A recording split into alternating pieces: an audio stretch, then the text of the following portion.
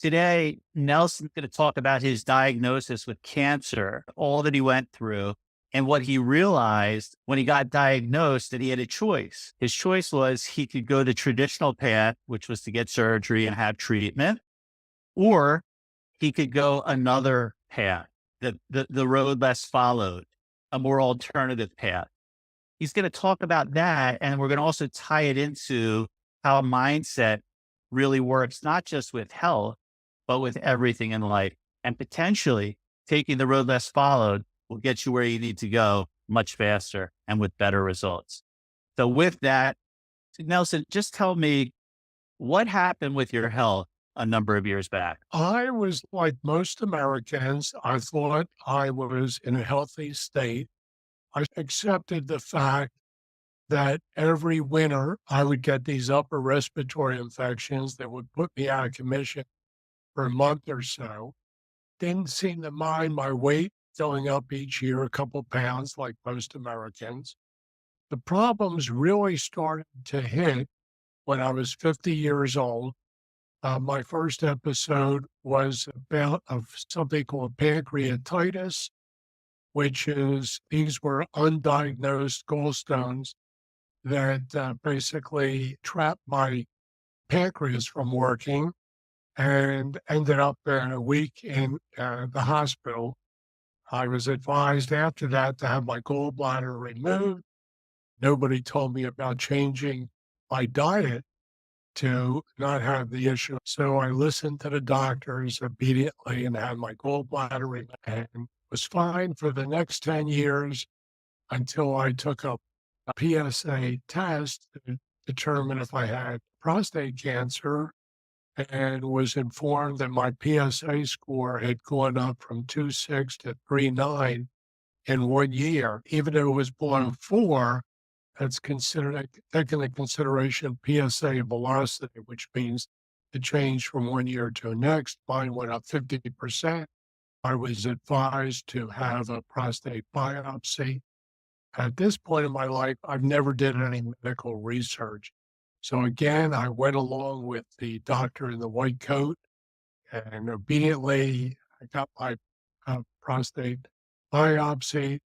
And a day or two later, I woke up with tremendous, unbelievable shivering, something I've never experienced before in my entire life.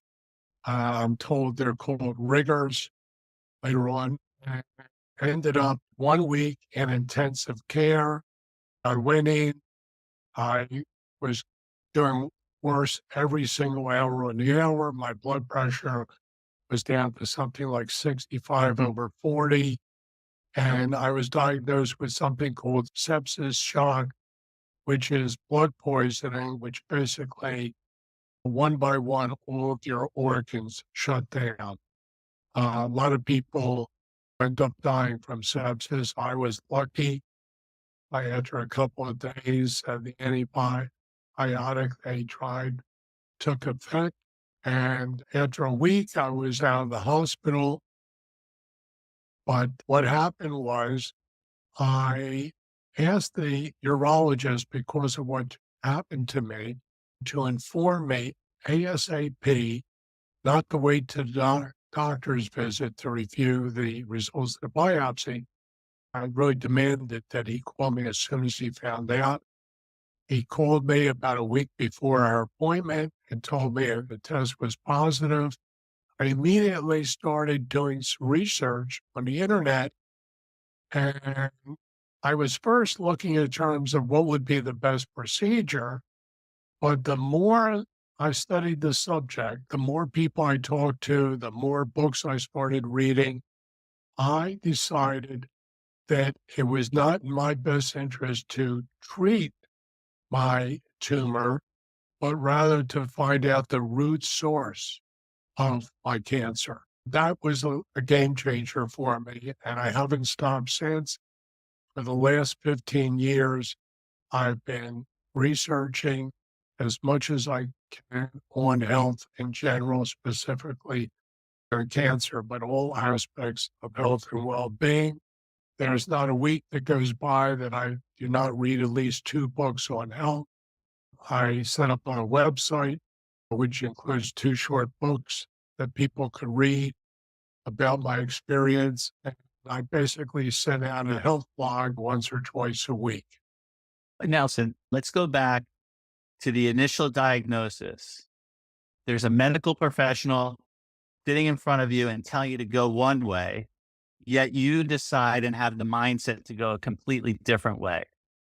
How do you do that? In America, there's so much money and energy put into the fact that we should trust with 100% confidence what our physicians tell us to do.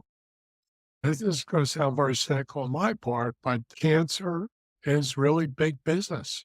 It's $1 billion operation, and the big pharma is involved, and there's a lot of key players involved, our government's involved. So I'm sitting in front of my urologist with my wife, and he's telling me the best course of action for you is to have your prostate removed. At this point, I just started my research, but I at least knew that I didn't want to have my prostate removed. I wanted to deal with all aspects of my health and being. And I informed him that I'm just going to simply change my lifestyle and hold on to my prostate. At that point, he got a little defensive. He says, I have to tell you, I think you're absolutely crazy. You're 60 years old. Why in the world would you want to put your life at risk? So here's the man in the white coat with 10, 12 years of education behind him telling me, who has no medical background, that I'm basically a fool for taking this course of action. It's now 15 and a half years later. I feel younger, more vibrant than I did back when I was 60. I play singles tennis once a week. I swim. I walk 3 to 4 miles a day. I play pickleball. I have no limitations whatsoever. Thankfully, I never had any of the side effects that many men get from going through radiation and prostate surgery. So I am delighted with my decision. My wife was petrified in the beginning, kept questioning, are you sure you know what you're doing?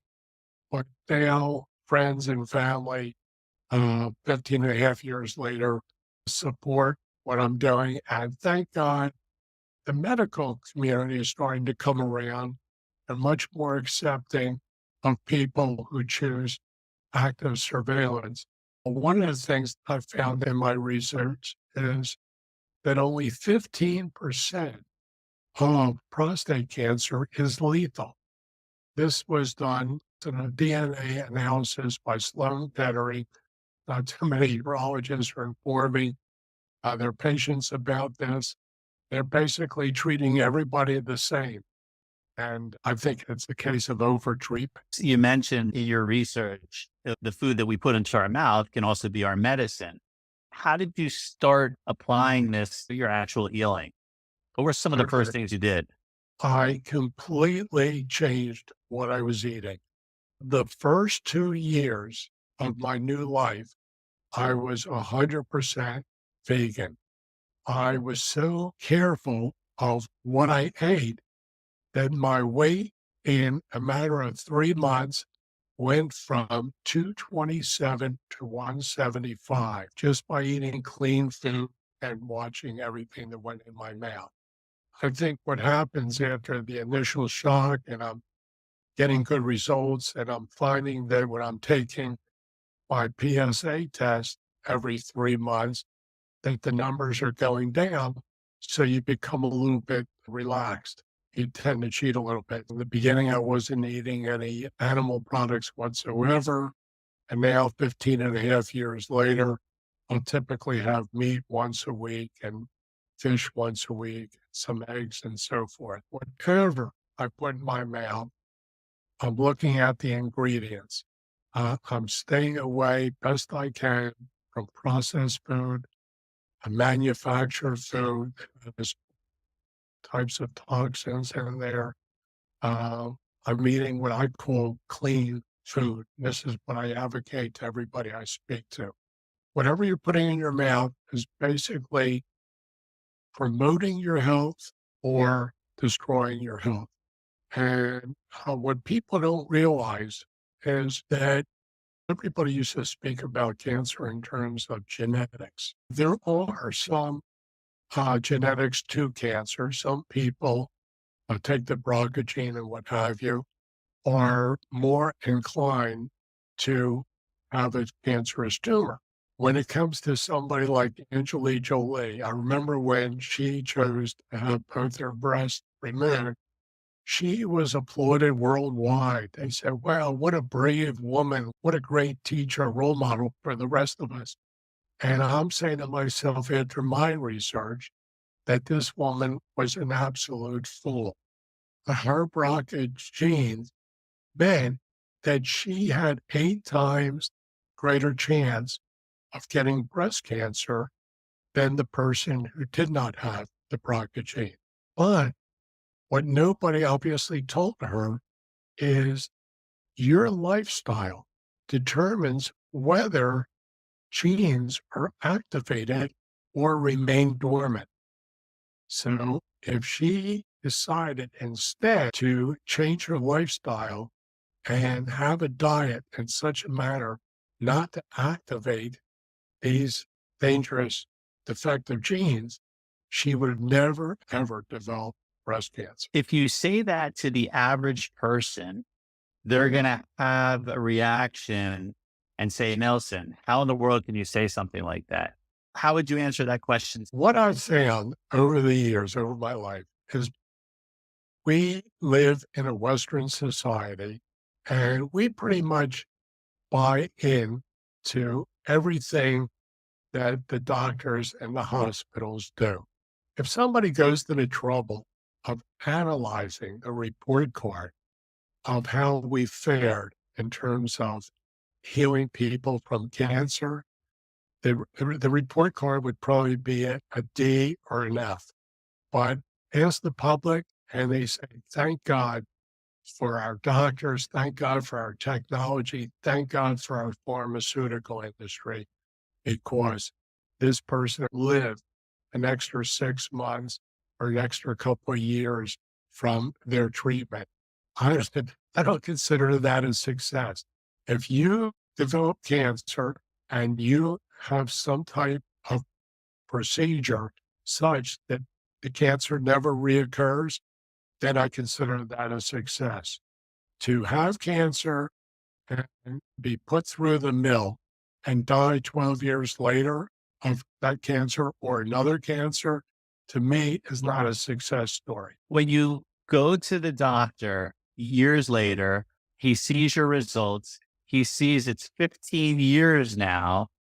What does he say to you about what you did versus what he suggested that you do? Quite frankly, I don't really have much need or use to go see doctors. I'm in incredible health. I do get a blood test every 6 months to a year to check on all aspects that you can find out from your blood. My PSA gets higher every year when a man is alive, but my PSA is right now at the same level it was when I was first diagnosed with cancer 15 and a half years ago. So I am very happy, but I have no reason to even go to a doctor. A person can tell how they feel. I see everybody around me. I'm going to be 76 next month, seeing the result of the Western lifestyle. So I'm seeing my friends and relatives going to hospitals, taking more and more pharmaceuticals, having more and more limitations in their life, how they live their life.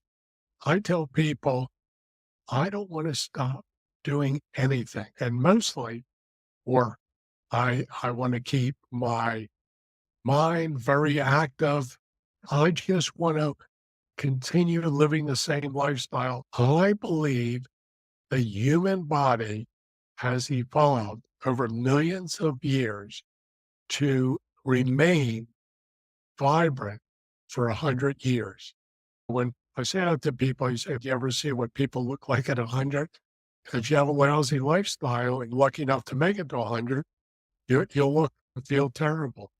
But I don't want to stop doing anything. I just want to continue doing what I'm doing every single day. I don't miss a day of walking. And if it's raining out, we'll just wait for a pause in the rain. You're touching on lifestyle now. What were some of those key lifestyle changes that you did make? I am a firm believer that to live a long, healthy, vibrant life, you have to eat clean, drink plenty of filtered, clean filtered water. You have to do daily exercise in some form. You don't have to do as much as I do, but you have to do something daily. You have to do something to manage your stress. This is a very stressful society. There's nothing wrong with capitalism and people wanting to make tons of money. That's perfectly fine, but it does come with a lot of stress. You have to find ways in which you can deal with your stress, that it doesn't overtake your body. When you're in a stressful state, you're basically stopping the good hormones and you're releasing the negative hormones that are going to do a number on you. It's incredible. I firmly believe the body has such a self-healing mechanism built right in. This has evolved over millions of years to create this perfect specimen. But what we're doing in the last 100 years, to me, is suicide. It's just a slow poisoning over 50, 60 years, as opposed to something that kills you the next day. Why do you think that doctors have an opinion of either surgery or pharmaceuticals versus looking at the nutritional aspect of healing? This, again, is going to sound very cynical, but if you're a medical practitioner, and say I was a medical practitioner here, and you were coming to see me, you told me about your ailments, your symptoms, and I uncovered some of the root causes and had you do different lifestyle changes like I, and now you're healthy, you're well, you have no symptoms, you're not coming back to me, and take that 500-fold for all my patients. How long do you think I'll be in practice? It's a great point. How much time do they spend getting educated on nutrition? Do you know in medical school? Yes, it's very sad to hear. It's typically an hour and a half over the 4 years. It's pathetic. The greatest emphasis of medical school, and this was by design, started in 1910 with the Flexner Report, is basically associating a symptom with a pharmaceutical solution. You tell me what you have wrong with you, and I'll give you XYZ pill to take. The funny thing is, when they did surveys, when people left in a doctor's office and they left without a prescription, they somehow felt like they were cheated. There's not a pharmaceutical out there, no matter how great somebody will tell you your, your pill is, that doesn't have unintended consequences. Whenever it's helping, it's doing a number on something else. Maybe it's their first time hearing about this pharmaceutical versus healthy living and eating. What would you suggest as a starting point for someone like that? I would say most people are totally in the dark as how to go about changing their lifestyle. If you go on my website, I set up a website, not selling anything or anything, to help people. www.cancer is not my enemy, all one word, .weebly.com. You'll see on one of the pages there different books that I read, and these were just some from the beginning, some of the ones that really stand out over the years. They can feel free to contact me. I can add them to my blog list. There's so many great resources out there. I must tell you that I feel so fortunate. I feel as if I have some of the greatest healers in the world accessible to me. Everybody else could have these same people accessible to. There's great people out there, but not too many people know about these people. Every couple of weeks, I'll be invited to a podcast where different professionals from all over the world will speak. And I feel as if I'm learning from the greatest minds in the world. I love when people say, well, go get a second or third opinion. If they've all been educated in the same medical school by the same professors, what do you expect differently? People should be looking at not just Western medicine, but Eastern medicine, Chinese medicine, medicine Ayurveda from India. These are the things that have been around, not pharmaceutical medicine that's only been around since 1910. These have been around for 3, 4, 5,000 years. Are there any doctors out there that believe and are educated in a different way than the traditional doctor? Yes, there are American doctors out there. You could go see a naturopath. You could see anybody who believes in alternative medicine. The problem, big problem is we like to go to doctors that are covered by our insurance company. A lot of these people that I'm speaking about are not covered. But if you follow what I suggest in my books, you really do not even need these people so much. You can get onto such a healthy track that you do not need anybody. I love it because it constantly reinforces me and I constantly get new information I pass on. If you could only give 2 or 3 tips for someone starting down this path, what would those 2 or 3 tips be? I would tell people you must be educated because what you're hearing and what you're reading in newspapers and you're hearing on television and radio is not going to help you extend your quality years. In the United States, basically, you have a situation now where people are living on average to about 80. We brag about living to 80 because years ago we didn't live that long. Women in Japan live on average to 91. So I wouldn't be bragging about 80. If you take 1 million people that are living to 91, but also the late years in Americans' lives are really not quality years. They're really sick years where people are basically very limited in what they can do. Nelson, how do you get the mindset to do this? Because you're taking a path that's very different from the majority of people. Have you found that's helped you in other areas of your life as well? My whole life, I've probably gone differently than the crowd. I do my best to research things. I was not a good student in school, but I feel as if I'm learning now like I've never learned when I was 15 and 16 years old. I'm learning every day. People in the United States and the life they're living, is this something that I admire? Is this something that I want to do when you walk down the street and see people who are morbidly obese? Why, I always tell people, watch an old black and white movie and watch the extras, the thousands of people you might see walking in the streets.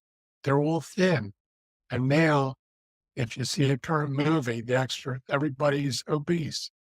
It's absolutely crazy. They're eating food that has been manufactured in such a manner to hijack your taste buds, to addict you. The mind lights up just the same way it lights up from heroin. It's how it lights up from sugar in the processed food that we're eating. Sugar, it's absolute poison. It's destroying lives. The biggest increase in diabetics now is teenagers. Is that crazy? It's crazy. You mentioned a really great point. There are people that are hired in the food companies specifically to put the perfect amount of sugar, salt, and fat inside of their food to make it taste and, most importantly, become addictive so you want more of it. Is that true?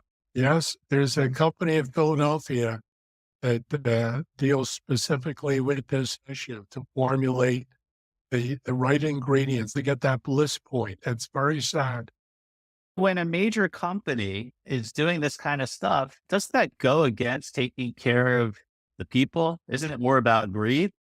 Look, this is capitalism. I don't fault anybody for coming up with an idea, but look, people used to smoke cigarettes in much larger numbers than they do now. And now it's time for people to come to the realization that food is actually more dangerous than cigarettes. It's about taking responsibility for your own actions and your own life. Yes, about 13, 14 years ago, I was advised by my son, who was going to this Chinese practitioner, Qigong specialist, and he advised people to do a 4-day fast. For the first couple of years, I objected to doing it. Then my wife and I went one time about 13 years ago. It's such an incredible feeling. A lot of times people think they can't fast for a day. We do it about 2 or 3 times a year now on our own. After a day and a half, the mind is no longer telling you that you have a need to eat. You lose your appetite in eating. It's incredible. You're getting all of these toxins out of your body, and we just feel great after we do it. Every so often in the course of a year, if we're feeling a little sluggish, we say it's time for a fast. I strongly recommend that to people. Do it with a professional in the beginning till you get the hang of how to do it on your own. But it's very worthwhile to detox the body from all the crap that we have going on inside our bodies. Is there a way that you know that you're actually detoxing? Can you tell that you're detoxing? This might be too much information, but if you see what comes out of you in the toilet a third day, it looks like it's from outer space. It's like something you've never seen. You can drink as much as you want? Or We only drink water. It's technically called a water fast. A lot of health professionals throughout the world strongly advocate water fast. One thing I should mention that when you break the fast, you break it with a cup of soup, maybe like a cup of chicken soup, and not with a lot of food. And you don't want to, because you could get sick from that. You have to break it very modestly. because you haven't eaten for 4 days. By the way, it's also very effective for people who have cancer. And this is amazing to me. People who are treated for cancer typically lose weight on the poison that's being put in them. So they're being told by their oncologist when they ask, what should we eat? Eat whatever you want. You want to gain weight. The, the truth of the matter is the complete opposite is true. Fasting is very effective during cancer treatments. Everybody knows a PET scan, they put dyed sugar into your body, and that's how they know where the tumor is because cancer loves sugar. So the dyed sugar goes right to the tumor. Nobody who has cancer should ever be taking sugar in any form So or anything that turns into sugar. a lot of people that are listening to this podcast are in the insurance or financial advisory field. Why would they need to hear this message today? On a self-serving basis, you want to keep your clients alive. Your commission and your income is not adversely affected, but I have found that it helps my sales a lot. When I'm speaking to clients, half the conversation, I sell life insurance for a living, half the conversation is about their health. I'm always giving recommendations. It takes the edge off. Here's this salesman trying to push something on me. and they know that I'm in their corner, which I truly am. I truly believe that God has enabled me to survive these three near-death experiences so that I might be able to be of help to other people. And that's what my mission is. I sell life insurance for a living, but I truly am passionate about health and being. That's such a beautiful mission.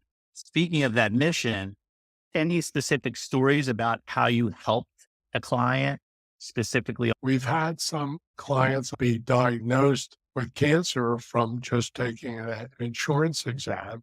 A lot of times people are startled. We had one story where a person applied for insurance and was declined.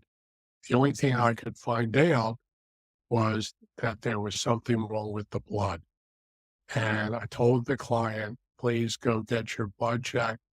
Don't go to just a regular doctor, go to somebody who specializes in this. He goes to a regular doctor. He tells me a week later, his blood is fine. I say, look, this guy doesn't have any money on the line. The insurance company had $500,000 on the line and they said there's something wrong. Please, for your own sake, go check it further.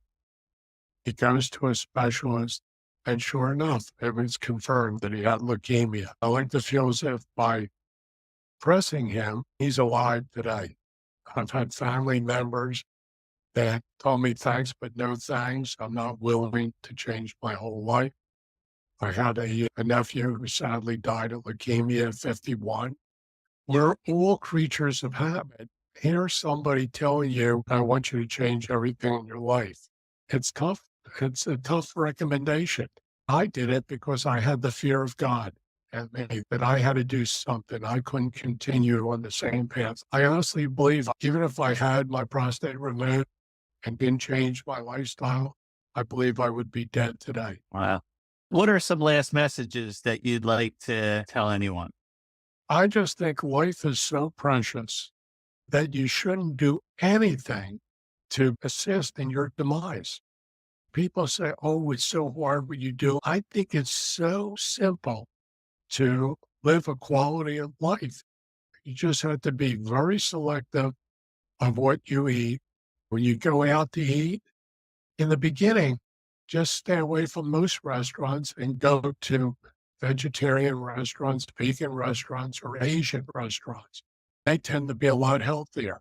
When you cook at home, watch the ingredients, try to make things from scratch where you know every single item that's going in what you're making. Every morning, I start out with a concoction. I call it a concoction. I just throw whatever vegetables and beans I have and put a lot of Indian spices in there. And I try to avoid sugar. The next deadly thing is oil. Try your hardest to avoid all oils. Some are better than others, but if you can avoid all of them, you're much, much better off. For someone just starting down this process, what's a couple steps they could take in that direction? Everybody should have a water filter. They shouldn't drink tap water. I have what's called a zero water filter. It comes with a measuring device, and people think bottled water is so great for you. When I got the device, the tap water was like 116 units of whatever crap that's in your water. And then I emptied that and started a new glass. I put the filtered water in, and they call it zero water because it measures zero, zero, zero, zero when you put that measuring device in. So many people drink bottled water, and that's supposed to be so good for you. And I checked that, and that registered high too. The best thing you could do in terms of water is have filtered water. As far as drinks, soda is incredibly toxic for people. The best would be just seltzer, plain or with the natural flavoring, although seltzer itself is much more acidic than regular water. If you want to be cancer free, you want to have an alkaline diet as opposed to most Americans have a highly acidic diet. as far as foods, very simple. Vegetables, the more colors, the better. Beans, all type, preferably dry beans that are soaked and then sprout, which I do. And a lot of raw nuts. Nuts are incredible. Women stay away from nuts. They say how fattening they are, but nuts are incredibly healthy for you. And a lot of great spices. You want a lot of pepper, turmeric, cumin. You want to really put in every one of your meals. Say someone followed all of these rules. What do you think the likelihood of them getting cancer would be? Impossible. It really is. Even if you have the genes where you're predisposed to it, you have to do something to activate those genes. The toxins in the environment, the personal care products. There's so many ways to get toxins in your body. Besides health, since you've been in insurance for a very long time, could someone in the business take the road less followed, which could help them achieve higher and higher goals? First of all, if you're in your 50s and 60s and you've been in business for a while and you're in investments or insurance and you're feeling personally lousy, you're getting up every night with stomach problems, with heartburn, you're taking pills for your heartburn and reflux, and then you're getting headaches all the time, you're getting dizziness, you're feeling like you can't move that well because you're obese. How can you possibly be that effective with your clients? We're going to put links to your website and they can sign up for your newsletter as well. If they want to reach out to you, is there a place to do that on the website as well? If they have Yes, yes. Email is on the website. Anybody could call me or email me on any health issue. That's my mission to help people. You can reach me at Nelson or Berman at gmail.com. You can call me at 856-424-9494, no matter where we're living in the country. Nelson, thank you so much for taking the time to share your message with everyone. It's a beautiful thing that you're really getting a chance to live your purpose, not only in the financial industry by helping them with their finances, but now helping them live a longer life. Hopefully this inspires someone to take action and help improve their life.